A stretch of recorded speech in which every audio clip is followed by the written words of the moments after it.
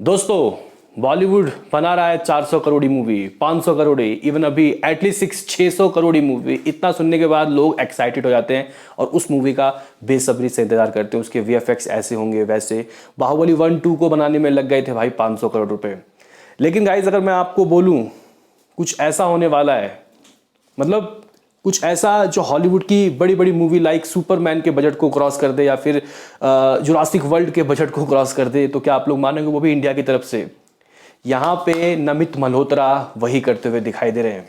Hello guys, कैसे हो आप लोग? स्वागत है आपका रामायण के ऑफिशियल बजट रिवील के एपिसोड में। पहले मुझे लग रहा था कि शायद दोनों पार्ट का, रामायण 1-2 दोनों का बजट 1000 करोड़ है, और इन्होंने दोस्तों इसके ऊपर कोई बताया, कुछ बात भी नहीं बताई थी। हम लोग सोच रहे थे कि यार इतनी बड़ी मूवी है, इतना पैसा तो लगना चाहिए।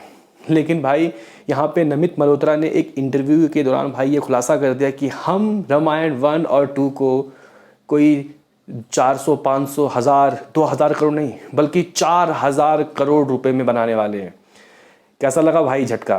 तो भाई पहले मुझे लग रहा था शायद ये कह रहे हैं कि मे बी शायद 400 करोड़ होगा, लेकिन नहीं भाई, इसमें एक ज़ीरो लगाना पड़ेगा आपको। 4000 करोड़।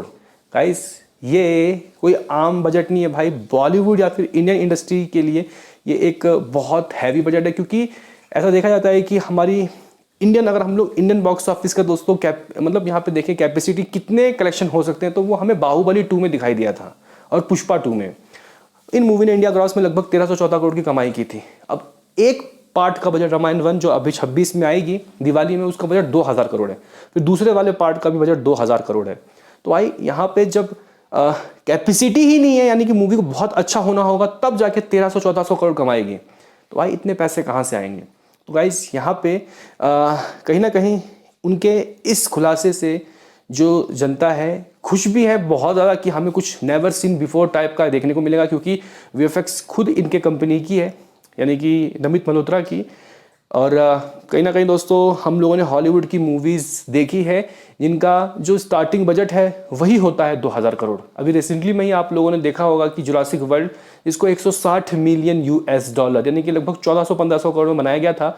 उसके वीएफएक्स कितने तगड़े थे। या फिर सुपरमैन की बात की जाए तो हॉलीवुड की मूवी के वीएफएक्स देखने के बाद हम लोग खुश हो जाते हैं, और जब बॉलीवुड या फिर साउथ अटैम्प्ट लगाता है 300 करोड़ 200 करोड़ में, तो लोग कहते हैं ये कैसे वीएफएक्स दे दिया इन लोगों ने, मतलब बिल्कुल ही बकवास वीएफएक्स। तो भाई बजट के हिसाब से, रिकवरी के हिसाब से वो बजट भी ठीक ही रहता है, लेकिन कमी देखने को मिल जाती है साफ। उनके पास संसाधन है, उनके पास रिकवरी का ऑप्शन भी है। नॉर्थ अमेरिका, कनाडा, गल्फ या फिर चाइना से गाइज ये लोग ना बहुत पैसे कमा लेते हैं। इवन इंडिया के अंदर से ही हॉलीवुड बहुत अच्छे पैसे कमाता है। आपको पता है कि एवेंजर्स एंड गेम ने भाई 300-400 करोड़ की कमाई की थी इंडिया के अंदर, वो भी नेट की बात कर रहा हूँ मैं।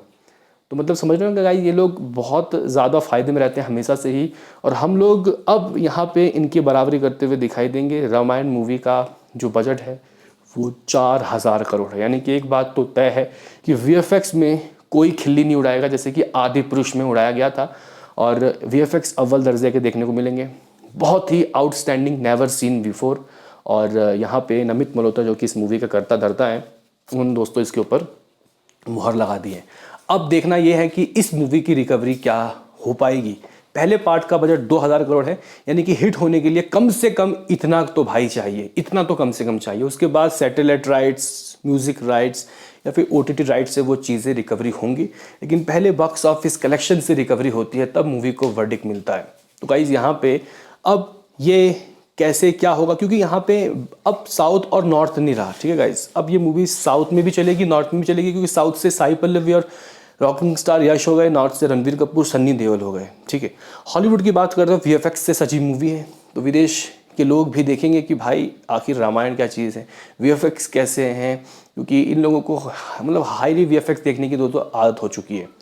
तो मुझे ऐसा लगता है कि गाइस ये जो मूवी है रामायण, इसका ये जो बजट है ये रिस्की होगा, लेकिन अगर कोई इस टॉपिक के ऊपर पैसे ना लगाए, क्योंकि अगर आप लोग नमित मल्होत्रा की बात करते हो तो उन्होंने गॉडजिला हो जाए या फिर कोई मतलब और भी बहुत सी बड़ी बड़ी मूवी में बहुत पैसे कमाए भाई इन लोगों ने।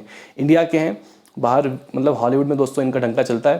तो इन्होंने गाइस ये बात कही थी, उनका ड्रीम प्रोजेक्ट है ये, तो इसमें शायद ये लोग इन्वेस्ट कर रहे हैं।